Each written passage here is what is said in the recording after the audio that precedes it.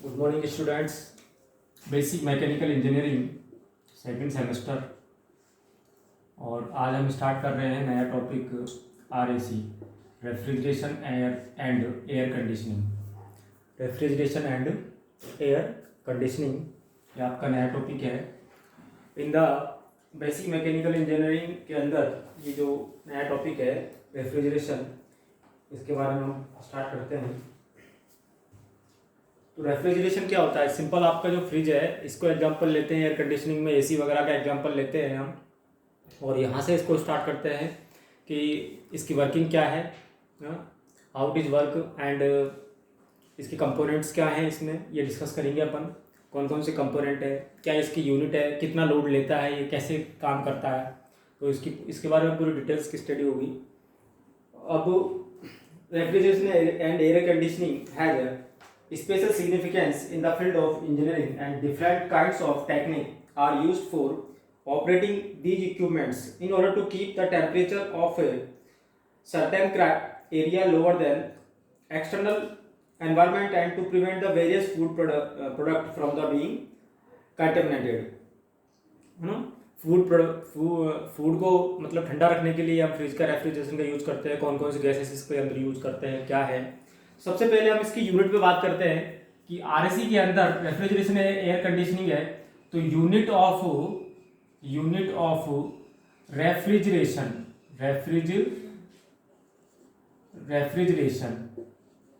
Unit of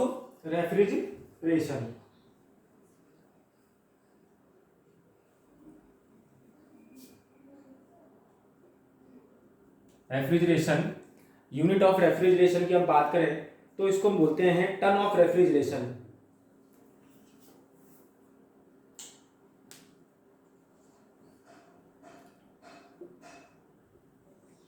इसकी unit है ton of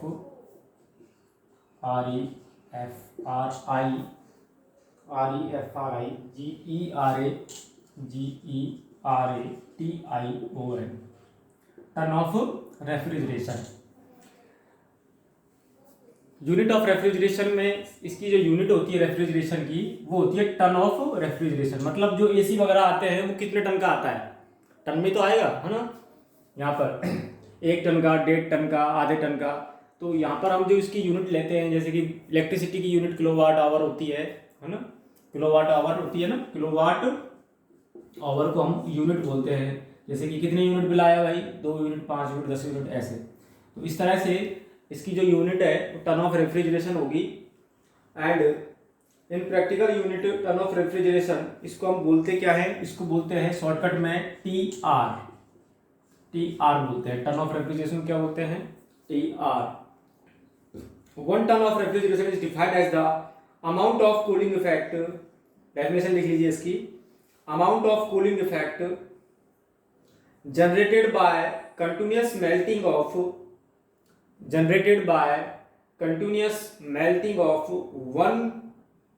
1000 kg of ice at 0 degree temperature in 24 hours.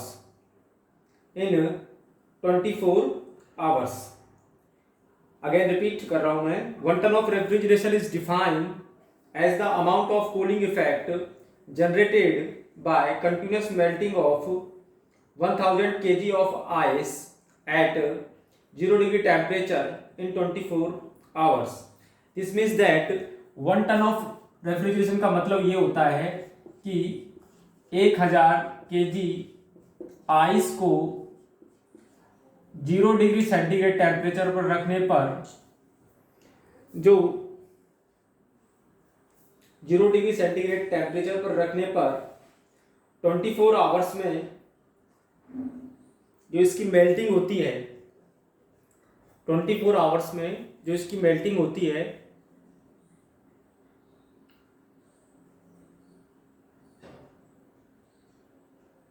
उसको हम 1 ton of refrigeration बोलते हैं। अब इसको कैसे डिफाइन किया है इसने? 1TR को डिफाइन कैसे किया है इसने? यहाँ पर ये देखते हैं। 1000 × 335 किलो जूल पर किलोग्राम किलो जूल पर किलोग्राम। ठीक है, तो देखो ये केजी में है, ये आपका, मैं आपको बताता हूँ ये चीज़ क्या है पूरी डिटेल में। 1 TR को कैसे इसने आगे डिफाइन किया है, मान लो कि 1000 kg आपके पास आइस है और ये है 335 किलो जूल पर किलोग्राम। देखो ये जो है ना 335 किलो जूल पर किलोग्राम, इसका मतलब क्या है, इसका मतलब है कि ये आपका एंथैल्पी है। किसकी एंथैल्पी है, ये वाटर की एंथैल्पी है, आइस की, है ना, आइस की एंथैल्पी है, किलो जूल पर किलोग्राम में एंथैल्पी होती है। अब आप जब मल्टीप्लाई करेंगे ना तो किलोग्राम से किलोग्राम कट जाएगा इसका, तो ये जो यूनिट बचेगी आपकी वो किस में बचेगी, किलो जूल में बचेगी, है ना, 24 आवर्स में। तो 1 kg ऑफ आइस का जो लेटेंट हीट है, एंथैल्पी मतलब लेटेंट हीट से रिलेटेड है ये, इसको हम बोलते हैं वाटर की लेटेंट हीट, है ना, latent heat of water, LATENT, latent heat of water, latent heat of water. ठीक है, तो लेटेंट हीट ऑफ वाटर है 335 किलो जूल पर किलोग्राम।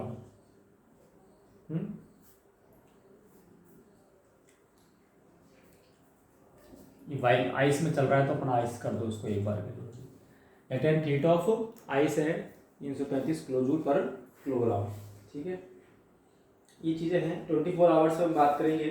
तो इसको हम हीट में कन्वर्ट करें तो हमारे लिए क्या हो जाएगा, देखो इसकी वैल्यू डिवाइडेड बाय 24 आवर्स में है, इन 24 आवर्स की हम बात कर रहे हैं, तो 24 इंटू 1 आवर में 60 मिनट होते हैं तो ये हो गया आपका 60 से मल्टीप्लाई यहाँ पर।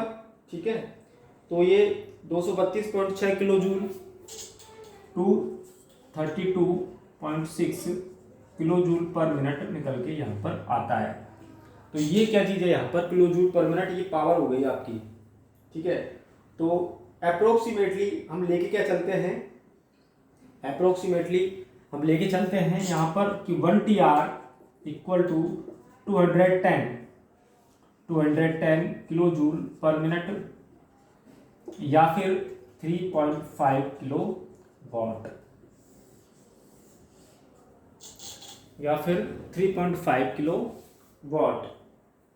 तो ये एक्चुअल प्रैक्टिस में हम इसको लेके चलते हैं कि 1 TR की वैल्यू क्या है, 210 किलो जूल पर मिनट ये बोल दो, या 3.5 किलो वाट।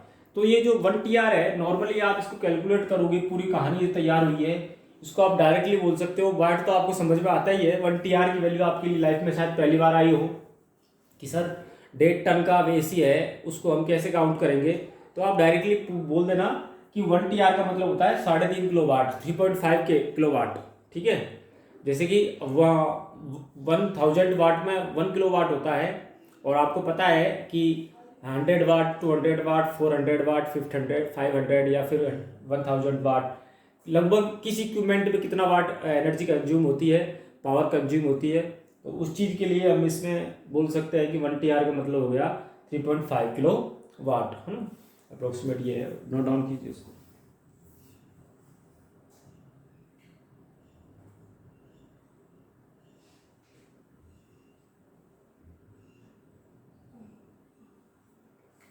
इसकी डेफिनेशन एक बार मैं आपको दोबारा रिपीट कर देता हूँ 1 TR की।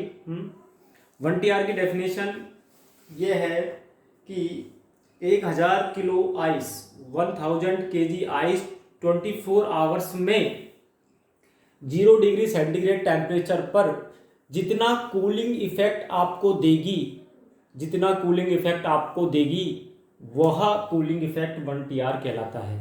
ठीक है, वह कूलिंग इफेक्ट 1 TR कहलाता है। आइस का जो लेटेंट हीट है वो 335 किलो जूल है, तो हमने इसको मल्टीप्लाई किया।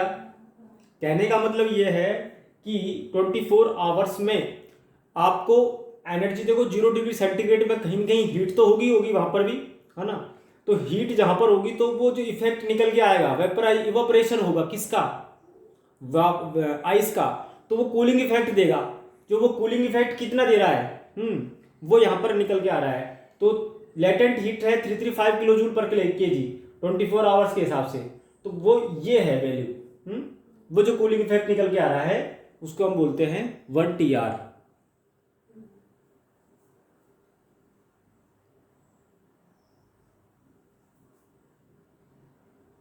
भाई आप किसी भी इक्विपमेंट को हीट देते हो तो उसमें से कूलिंग इफेक्ट तो निकल के आएगा ही ना।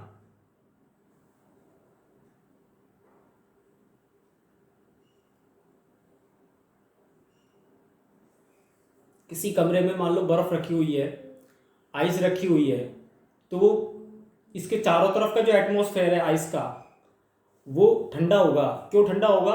क्योंकि उसमें जब तक एनर्जी आ रही है, कहीं न कहीं किसी न किसी सिस्टम से एनर्जी उसमें अंदर आ रही है, और उस एनर्जी की वजह से जो आपकी एनर्जी है in terms of cooling effect की टर्म में टेम्परेचर है। दो टेम्परेचर होते हैं देखो भाई सिस्टम में। ये सिस्टम होता है, मान लो कोई सिस्टम दिया हुआ है यहाँ पर, तो एक सिस्टम में टेम्परेचर यदि T1 अंदर जा रहा है तो T2 बाहर निकलेगा।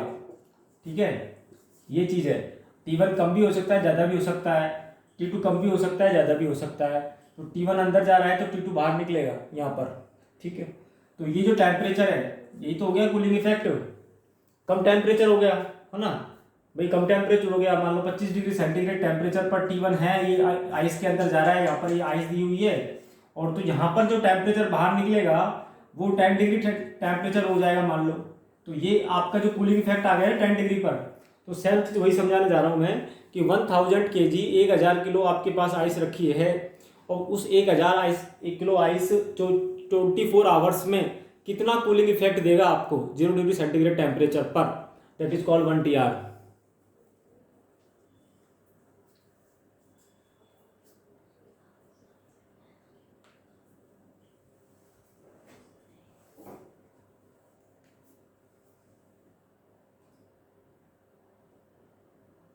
नेक्स्ट पॉइंट आता है कोफिशिएंट ऑफ परफॉर्मेंस।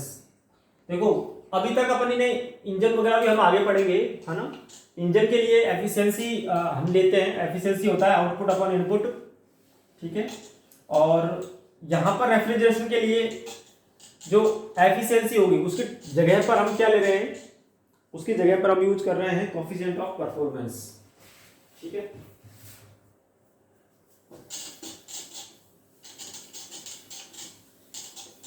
देखो COP, सेकंड पॉइंट आता है आपका COEFFICIENT, coefficient of performance. Coefficient of performance, ठीक है। कोफिशिएंट ऑफ परफॉर्मेंस क्या होता है इसके बारे में देखते हैं। The ratio of heat extracted from the refrigerator to the work done on refrigerant is called coefficient of performance of a refrigerator. मतलब COP कोफिशिएंट ऑफ परफॉर्मेंस को हमने लिखा है Q अपॉन W। देखो भाई, एक होता है एफिशिएंसी, फॉर्मूला क्या होता है W अपॉन Q। ठीक, ध्यान रखना, ये इंजन के लिए होता है, फॉर इंजन के लिए, और ये होता है रेफ्रिजरेटर के लिए। ये किसके लिए होता है? ये रेफ्रिजरेटर के लिए यूज होता है। अब ये क्या चीज है W? मान लो कोई इंजन है, इंजन में आपने Q हीट अप्लाई की तो W यहाँ पर वर्क डन निकल गया, तो ये होगी आपकी एफिशिएंसी। तो हम बोलेंगे सब इनपुट और ये हो गया आउटपुट। इस केस में इनपुट अपन आउटपुट अपन इनपुट, ये हो गया आउटपुट और ये हो गया इनपुट। तो आउटपुट अपन इनपुट ये इंजन के केस में आ जाता है। इसमें होता है इनपुट अपॉन आउटपुट। ठीक है, तो COP का फॉर्मूला हो गया Q upon W, heat input upon output. तो ये इनपुट क्या है इसके अंदर? तो heat extracted from the refrigerator, heat. अब यहां पर एक चीज मैं आपको बताता हूं, ये जो Q अपॉन W लिखा है, कोई रेफ्रिजरेटर है ये, यहां से हीट एक्सट्रैक्ट हो रखी है, ये ध्यान रखना। ये उल्टा हो गया सिस्टम, ध्यान रखना। ये सही है, आउटपुट अपन इनपुट। तो यहाँ पर ये रेफ्रिजरेटर है, ठीक है, इसमें अपन हीट दे भी रहे हैं, है ना, इसमें हीट निकाल रहे हैं।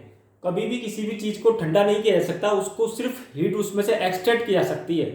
क्यों? क्योंकि all the environment will be made by energy and all the things are in energy. मैंने आपको एक फर्स्ट वीडियो में पढ़ाया भी था, नहीं समझाया तो अभी देख लेना कि all the system will be made in the form of energy या टेम्परेचर। देखो टेम्परेचर, एनर्जी, एंथैल्पी, हीट, ये सभी एक की चीज है और ये सभी फंक्शन है टेम्परेचर के। Enthalpy is the function of temperature only and heat is the function of temperature only and it depend on the mass. Heat का फॉर्मूला क्या है? Q equal to mCp dt।